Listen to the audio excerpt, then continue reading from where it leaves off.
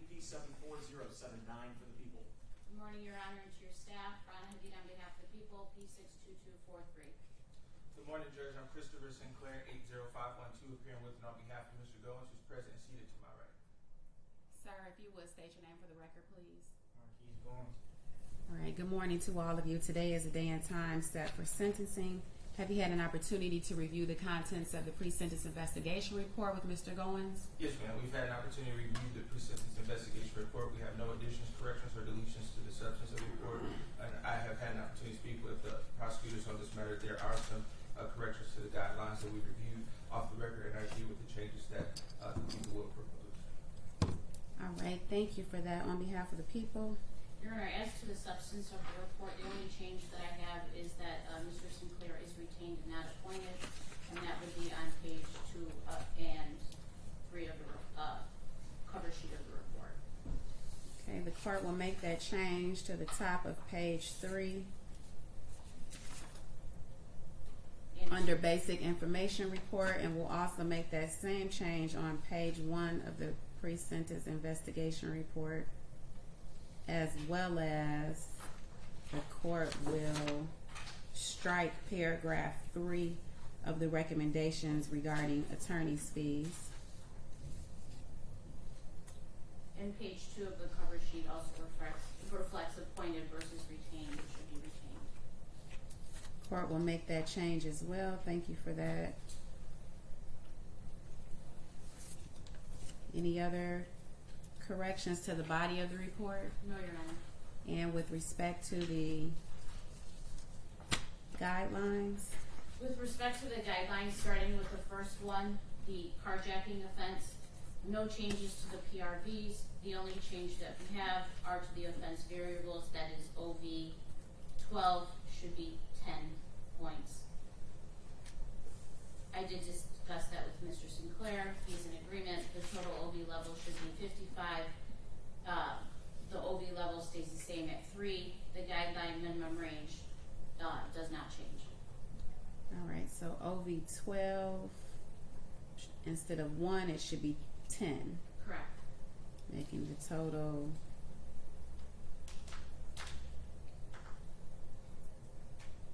55.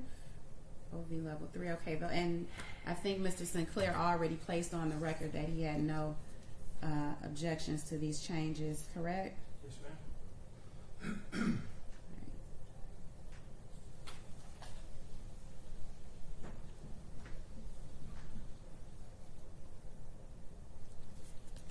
All right, please continue. With regards to the criminal enterprise charge, Your Honor, OV1 is 15, which is correct, but OV3 should be 0. If the court recalls, we've had this discussion with regards to the third defendant on this case, Kareem Moore. The people are in agreement that OV3 should be 0 and not 100. OV12 should be 10. OV13 should be 25. Bringing down the OV level to 80. Or the total OVs to 80. The OV level stays the same, and the guideline minimum range stays the same as well.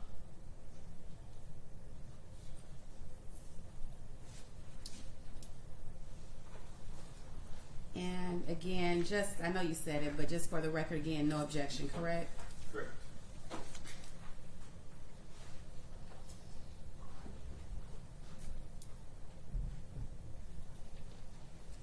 Please continue.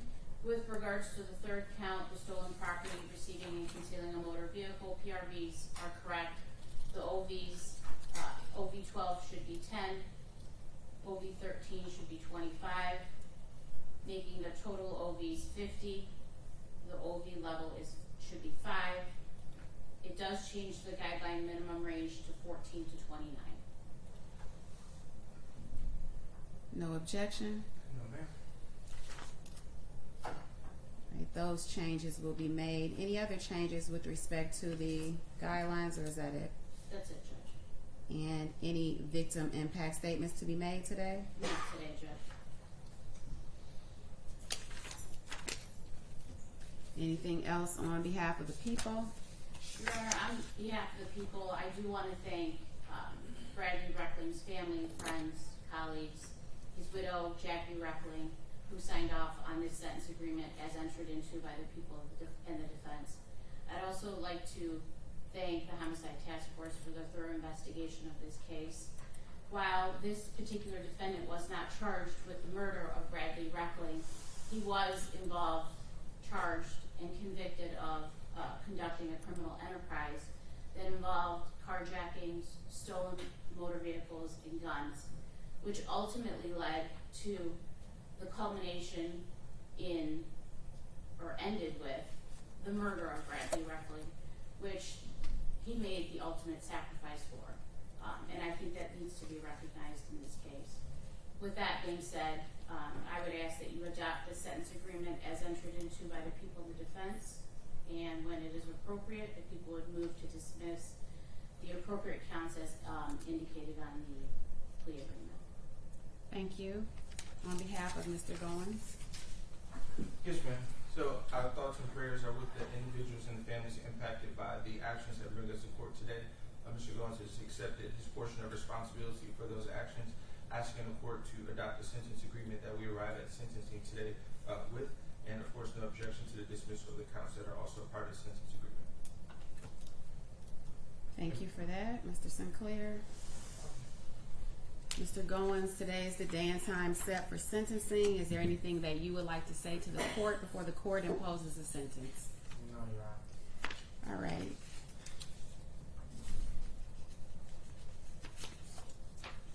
If you would please stand, sir. The court is going to abide by the sentence agreement you entered into with the people of the state of Michigan, sentencing you as follows. As to count 4, receiving and concealing a stolen property or motor vehicle, the court sentences you to 1 to 5 years in the Michigan Department of Corrections. As to count 13, carjacking, the court sentences you to 8 to 30 years in the Michigan Department of Corrections, which would be consecutive to count 14, weapons, felony, firearm, 2 years, which must be served consecutive to and preceding count 13, which is the carjacking. The court also sentences you for count 15, conducting a criminal enterprise, 5 to 20 years in the Michigan Department of Corrections.